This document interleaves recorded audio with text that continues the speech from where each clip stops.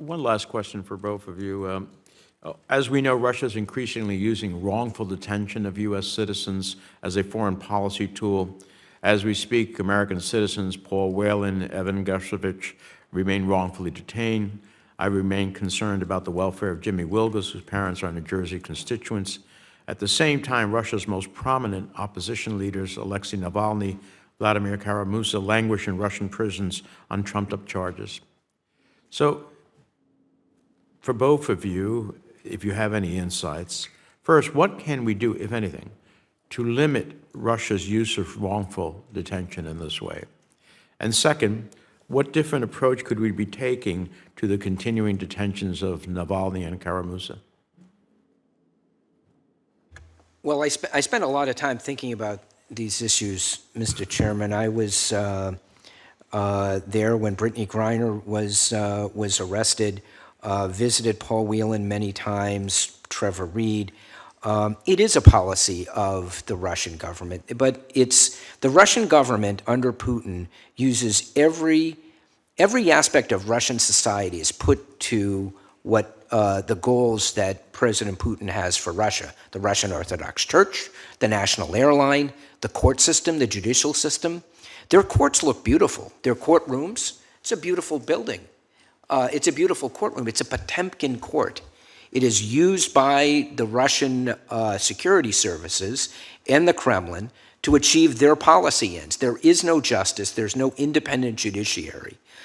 So they are, in my opinion, and I think it's pretty widely shared, they are arresting Americans, and when they catch an American, and they are able to detain them, and that American has certain characteristics, whether it's an Olympic gold medalist or a Wall Street Journal reporter that they can get their hooks in, they are going to use that person just as they use every other aspect of Russian society to their advantage against us in their war against us.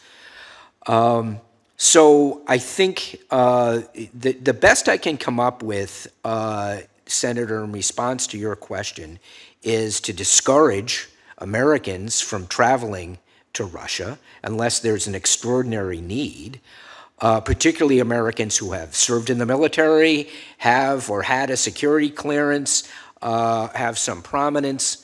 But I also think we have to engage in multilateral diplomacy because it shouldn't just be an American problem when a Wall Street Journal reporter, a 31-year-old man who is doing his job as an international correspondent, is arrested on trumped-up espionage charges. That shouldn't just be a problem of the United States.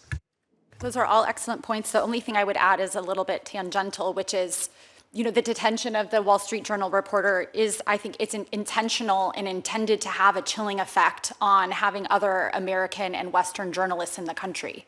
So it's another way that Vladimir Putin is ensuring that we can't shine a light on his domestic repression and really have insight into the changes that are taking place in Russia.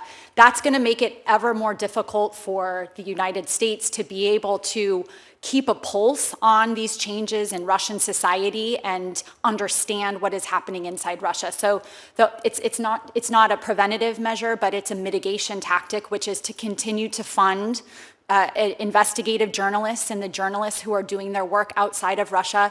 Many of them still have ways to contact their sources back inside Russia. So it is going to leave a big black box that makes this ever harder for us to understand the Russia that we face.